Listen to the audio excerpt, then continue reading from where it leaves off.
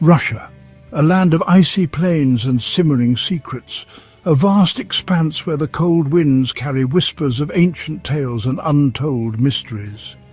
At its heart, the Winter Palace pulsed with power and fear. Its grand halls and opulent rooms were a stark contrast to the harsh realities outside its walls.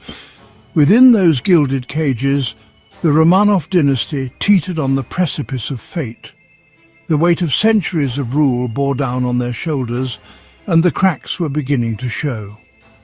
It was into this world, like a figure from a dark prophecy, that Grigori Rasputin stepped. His presence was both a beacon of hope and a harbinger of doom. He was a peasant, unwashed and unlettered, a man from the depths of Siberia whose journey to the heart of Russian power was as improbable as it was extraordinary. Yet he possessed an uncanny magnetism, a gaze that seemed to pierce the soul. His eyes, deep and penetrating, held a power that few could resist. Rasputin's arrival in St. Petersburg was as sudden as a winter storm. He brought with him an air of mystery and an aura that captivated the city's elite. He was an enigma, cloaked in whispers of mystical powers and scandalous rumors. His every move was watched, his every word dissected. Some saw him as a holy man, a starets capable of healing the sick and offering solace to the troubled. His followers believed in his divine connection and miraculous abilities. Others saw a charlatan, a manipulator who preyed on the vulnerable. To them, he was a cunning opportunist, weaving a web of deceit and lies. The Russian court, a den of intrigue and ambition, buzzed with his name. Conversations in hushed tones and secretive glances were the order of the day. His influence spread like wildfire, reaching the highest echelons of power. From the lowest servant to the highest noble, everyone felt his presence. At the epicenter of this maelstrom stood Tsarina Alexandra, wife of Tsar Nicholas II, her eyes filled with desperate hope.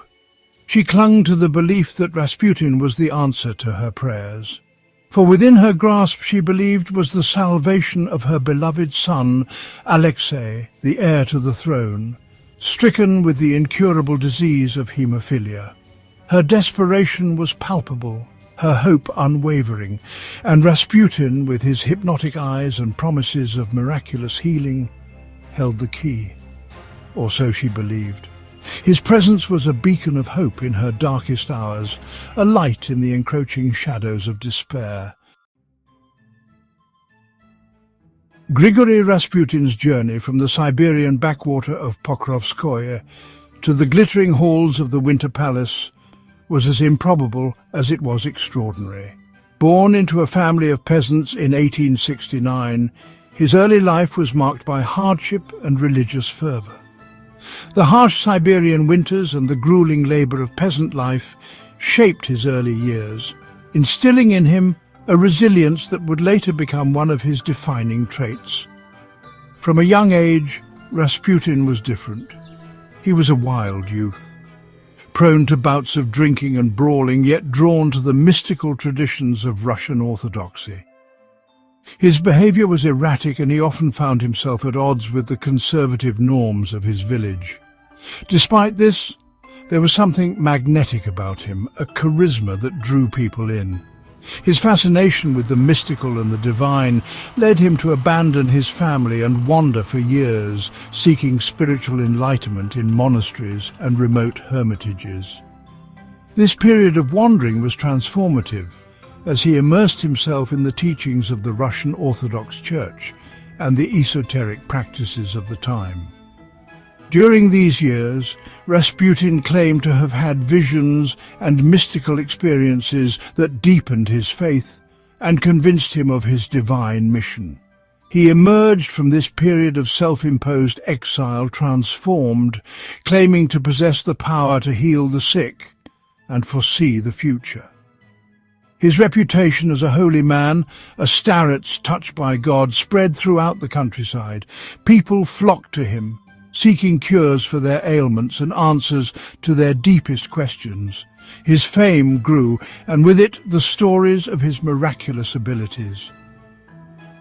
Rasputin's fame reached St. Petersburg, carried on the whispers of desperate souls seeking solace and salvation. The tales of his healing powers and prophetic visions intrigued many, including members of the Russian aristocracy. Among them were members of the Imperial Court, captivated by tales of his miraculous abilities. The Russian aristocracy, always on the lookout for spiritual guidance and mystical experiences, found in Rasputin a figure who promised both. In 1905 he was introduced to Tsar Nicholas II and Tsarina Alexandra, whose only son Alexei suffered from haemophilia. The Tsarina, desperate to save her son, saw in Rasputin a beacon of hope. She believed that Rasputin's divine powers could heal her son and save the future of the Romanov dynasty. Rasputin's presence brought a sense of calm and reassurance to the anxious mother, and his influence over the royal family began to grow. He in turn recognized the opportunity to ascend to unimaginable heights of power and influence. Rasputin's relationship with the Romanovs became a cornerstone of his rise, as he leveraged his position to gain favor and exert control over the decisions of the Imperial Court. A bond was forged, one that would have disastrous consequences for the Romanov dynasty and Russia itself. Rasputin's influence over the royal family and his involvement in political matters created a rift within the court and fueled the growing discontent among the Russian populace. As Rasputin's power grew, so did the animosity towards him, culminating in a series of events that would lead to the fall of the Romanovs and the upheaval of Russian society. His story is a testament to the unpredictable and often perilous nature of influence and ambition. Rasputin's hold over the Tsarina stemmed from his alleged ability to ease young Alexei's suffering. When medical science failed, Rasputin's prayers and presence seemed to provide relief. Whether through hypnotic suggestion or some unknown means, he became indispensable to the desperate mother. The stories of his miracles spread. Women, especially noble women, flocked to him, seeking his blessings, his touch, his whispered prayers. He was a charismatic figure, exuding an animal magnetism that drew people in. He preached a doctrine of salvation through sin and repentance, encouraging his followers to indulge their darkest desires as a path to spiritual purification. His influence extended beyond the personal sphere. He began to involve himself in political matters, offering advice to the Tsarina on affairs of state. His pronouncements, often fueled by alcohol and his own ambitions, were taken as divinely inspired pronouncements. The court watched with a mixture of fear and fascination. This uncouth peasant with his unkempt beard and piercing eyes held the ear of the Tsarina, and through her the Tsar himself. He was a force of nature unleashed within the fragile ecosystem of the Russian court. Rasputin's meteoric rise and scandalous behavior did not go unnoticed. From the moment he set foot in the Russian court, his presence was both magnetic and polarizing. His unkempt appearance and piercing eyes captivated some while repelling others. Yet it was his actions and the rumors surrounding them that truly set the stage for the drama that would unfold. Rumors of his debauchery and orgies, fueled by his own pronouncements about the necessity of sin, spread like wildfire through the salons of St. Petersburg. These gatherings, where the elite of Russian society met to discuss politics, art and gossip, became hotbeds of speculation about Rasputin's true nature. Was he a holy man, a charlatan, or something far more sinister? He was accused of everything from sexual impropriety with his female followers to influencing political appointments for personal gain. His close relationship with the Tsarina only added fuel to the fire, as many believed he was manipulating her to control the Tsar. The whispers of his influence reached every corner of the empire, creating an atmosphere of distrust and fear. The Russian aristocracy, already wary of his influence over the Tsarina, used these scandals to discredit him and, by extension, the Romanov family. They saw Rasputin as a threat to their power and the stability of the empire. Meetings were held in secret, plots were hatched and alliances were formed, all with the aim of removing Rasputin from his position of influence. The press, sensing the public's fascination with the Mad Monk, published salacious accounts of his exploits, further tarnishing the image of the imperial family. Headlines screamed of his debauchery, and stories of his supposed supernatural powers only added to the mystique. The more the public read, the more they believed, and the more the Romanovs' reputation suffered. Within the royal family itself there was growing concern. Members of the Romanov family, who had once been indifferent or even supportive of Rasputin, began to see him as a liability. They worried about the impact his presence was having on their standing with the people and the nobility. The Tsar, while tolerant of Rasputin's presence for the sake of his son, was increasingly uneasy about his influence over his wife. Tsar Nicholas II found himself in a difficult position, torn between his duty as a ruler and his love for his family. He knew that Rasputin's presence was causing unrest, but he also believed that Rasputin was the only one who could help his ailing son, Alexei. Grand Dukes and other relatives pleaded with the Tsarina to distance herself from the holy devil, but their pleas fell on deaf ears. Tsarina Alexandra, convinced of Rasputin's divine mission, refused to listen to their warnings. She believed that Rasputin was a man of God, sent to save her son and guide her family through troubled times.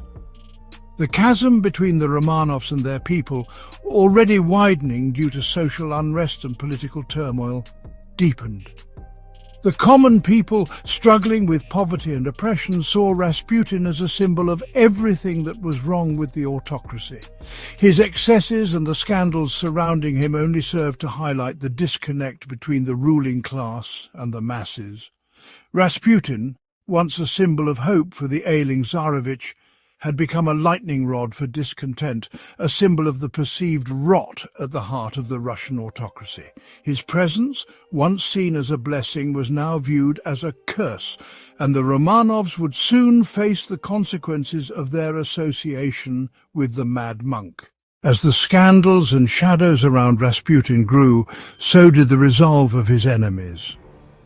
The whispers of discontent had turned into cries for action. The Russian aristocracy, now unified in their desire to rid the empire of Rasputin's influence, began to plot his demise.